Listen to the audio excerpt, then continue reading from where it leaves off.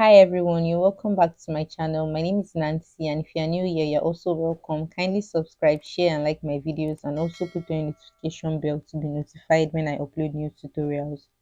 In today's tutorial, I'll be showing you how to make this lovely dress, and it can be styled in different ways. So let's get started. The name of the fabric I made use of is called a Duchess fabric, and the amount of this fabric I used is 3 yards. And for a plus size person, you should make use of about 3.5 yards. I also made use of this button for the keyhole, which will be at the center back of the neckline. The first thing I did was to fold the fabric into four. And the essence of folding the fabric into four is to cut out both the front piece and the back piece of the dress at once. To know the wideness of the fold that is needed in achieving this style for your size, you divide your hip circumference by 2, and whatever you get, you just place it to get the wideness of the fold. The first step is to rule the starting line, which serves as the shoulder line.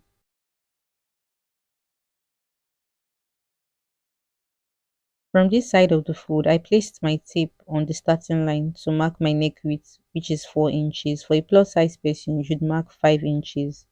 I went ahead to place my tape to mark the neck depth as 1 inch and connected the neck width to the neck depth. Now I placed my tape on the shoulder line to mark my shoulder measurement divided by 2 plus half an inch sewing allowance. On this point, I placed the tape vertically downwards to mark 1 inch and connected this point to the neck width.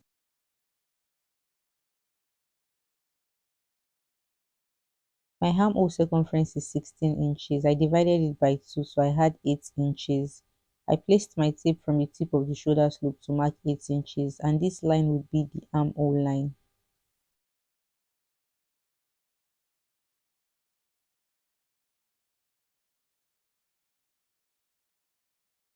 The next step is to extend this point horizontally, and this line would be the bust line. To get the armhole curve, I placed my tape on the armhole line to mark the midpoint and connected the midpoint to the bust line using a French curve.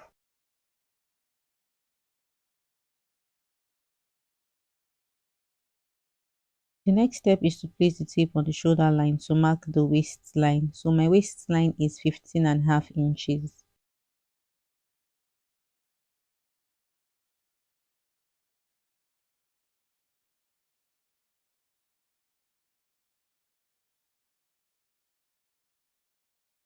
Next line is the hip line. I place the tape from the shoulder line to mark my hip line. My hip line is 25.5 inches.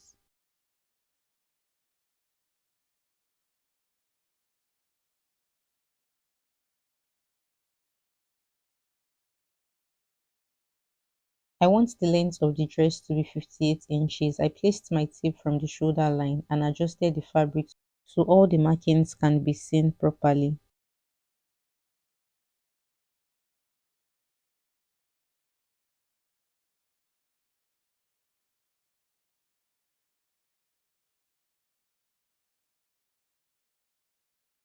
So the actual length of my dress is 58 inches. I added 1 inch sewing allowance to the hem, which made it 59 inches altogether.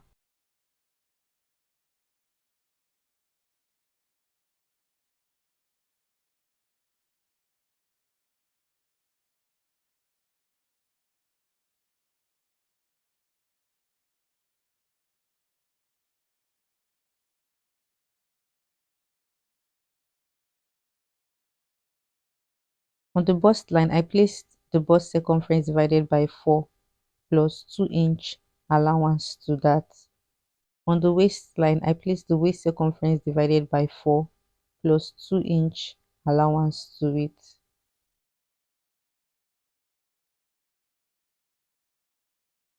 And on the hip line, I placed the hip circumference divided by 4 plus 2 inch allowance to that and connected it to the waistline as shown.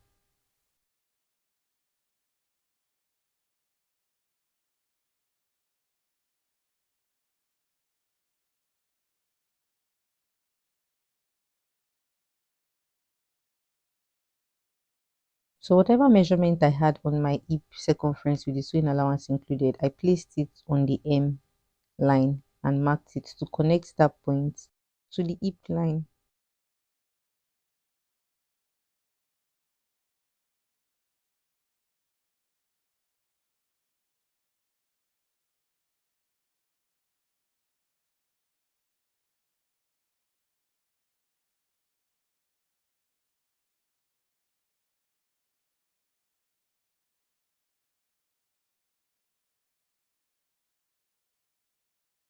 To get the wrap extension measurement, which is around the waist region, I took the measurement of the waist circumference with the allowance included. So that's 9.5 inches. Now I placed it after the allowance to mark 9.5 inches and extended the waistline to this point.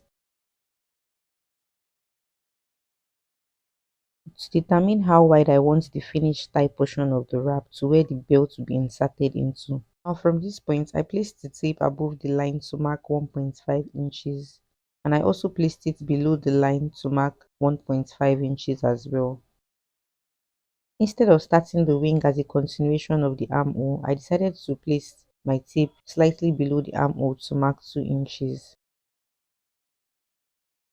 To connect it to this point using the curved side of the ruler.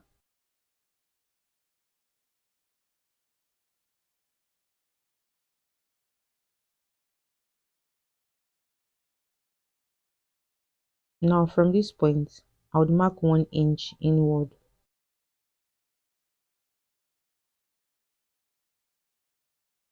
To extend this point vertically downwards to the bottom of the hem.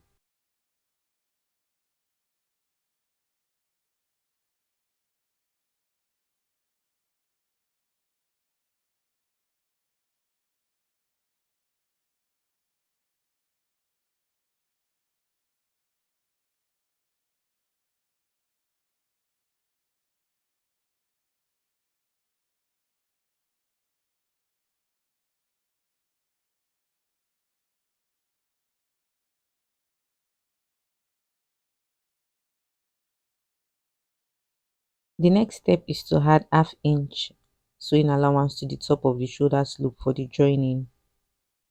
Now I went ahead to trace out both my front piece and the back piece at once.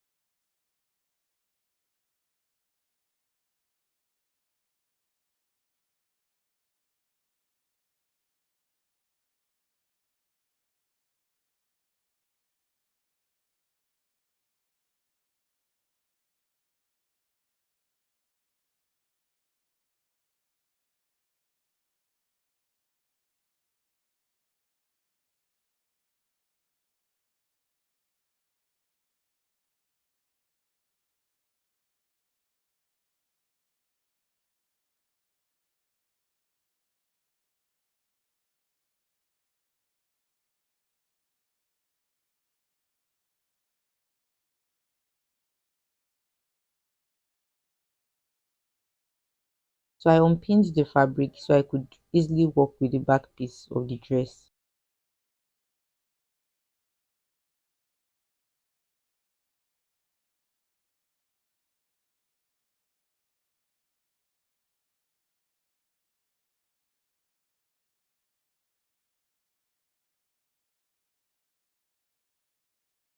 This is the back piece of the dress and there isn't a zipper in the center back. So what I did was to make a neck slit. I placed my tape from the neck depth vertically to mark 7 inches and slitted the fold into two so I got to the point I marked. The next step is to cut a facing for the neck slit. I folded this little piece into two, making sure that the wideness of the fold is 3 inches. And since the slit length is 7 inches, this piece should be 3 inches longer than the slit length. Now I placed the little piece below the neck slit as shown to trim out the neck width and to also slit the fold into two, and stopped at same point with the neck slit of the back piece.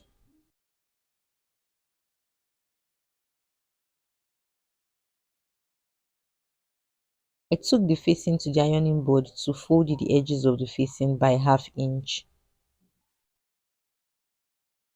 I went ahead to use this little piece in making a loop to which the button will be inserted into. The length of this piece is 4 inches, while the width is 1 inch. So I folded both edges together and folded it on each other. Took this to the sewing machine to make a straight stitch. Alright, so the loop is ready. To fix the loop, I placed my tape on one side of the slit to mark half inch. Then I folded the loop into two to pin it directly on the points I chalked.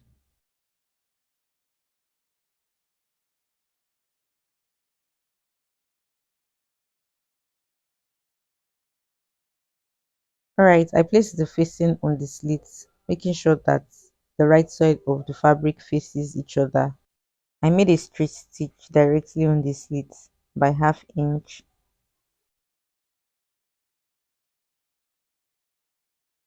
I took the back piece to the ironing board to fold in the facing properly and also used the hemming gum to glue the edges of the facing. So that is all for the back piece.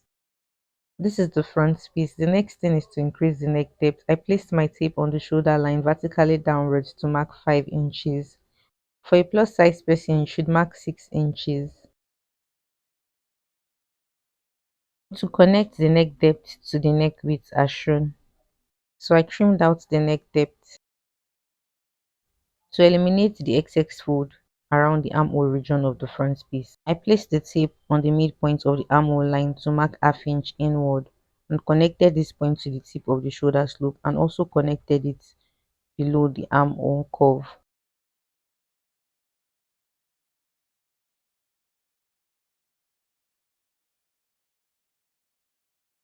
So this is all for the front piece. The next step is to place the front piece directly on the back piece to secure the shoulder slope by half inch.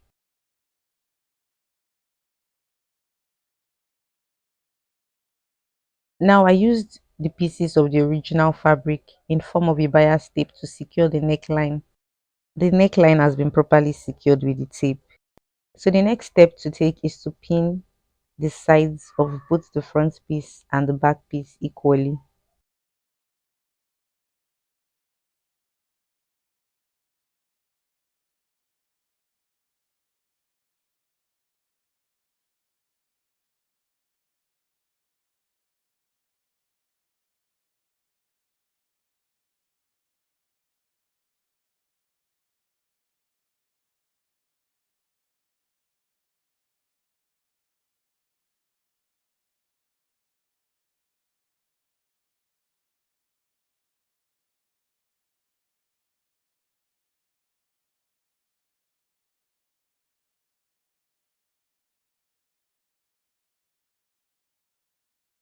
After pinning, you should keep the dress aside.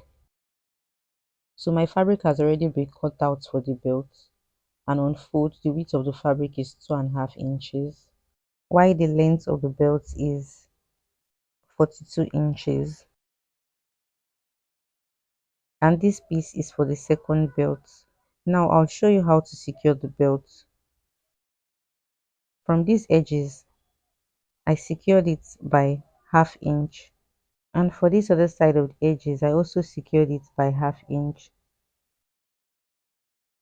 and I stopped sewing at this point, making sure that there is an opening on this edge.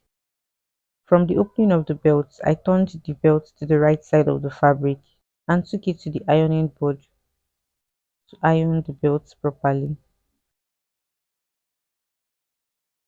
The next step is to insert the belt through the belt hole. So I unpinned the belt hole and inserted the belt into it, making sure that the side of the belt with the hole is slightly extended outward. Now I went ahead to pin it together.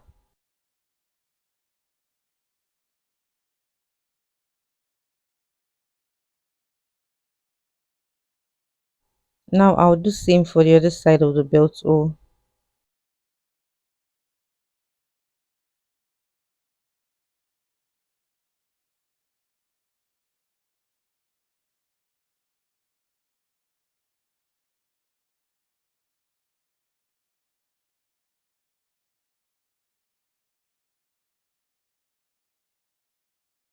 The next step is to take the dress to the sewing machine to secure the sides from the armhole by half inch, following the direction of the chalk.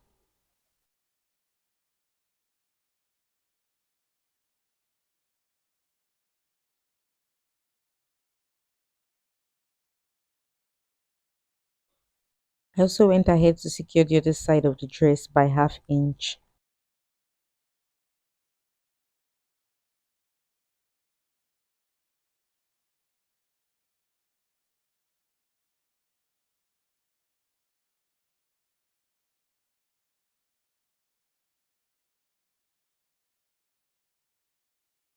Alright, I've secured the sides of the dress and I turned it to the right side of the fabric.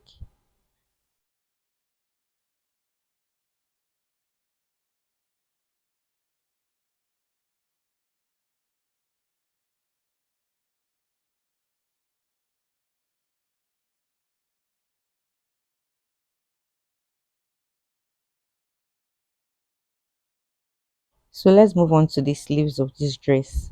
I folded this fabric into four. So after cutting, I should have two sleeves. The first step is to roll the starting line. From the starting line, I marked the cap sleeve line. And on the cap sleeve line, I placed my armhole circumference divided by 2 to connect this point to the top edge of the shoulder line.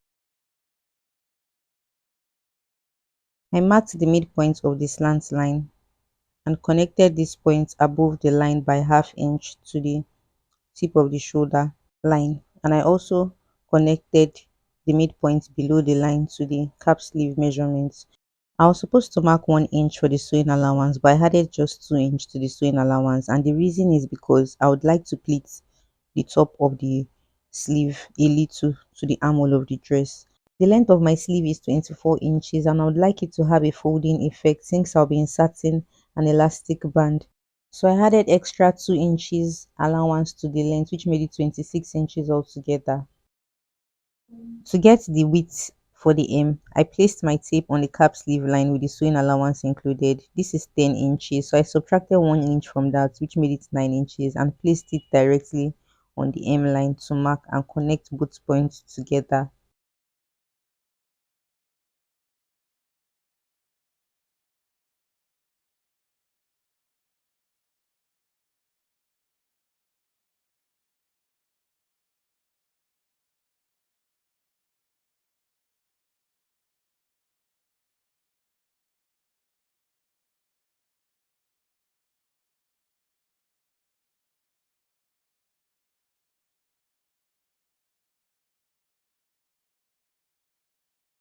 The next step is to secure the hem of the sleeves in such a way that an half-inch elastic band can be inserted into the fold.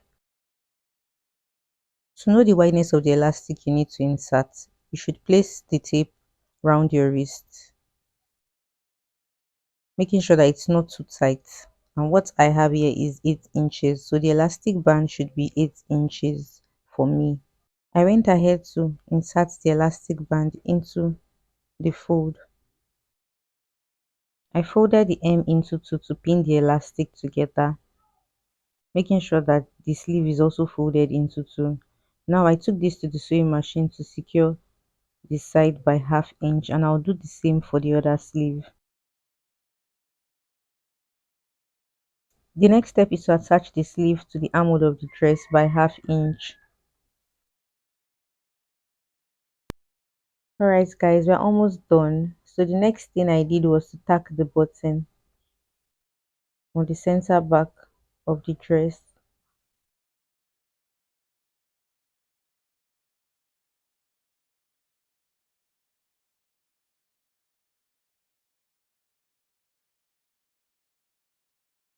The final step is to secure the hem of the dress by folding it half inch in and further folding it in by half inch all through. So this is a very nice dress. I hope this tutorial was helpful.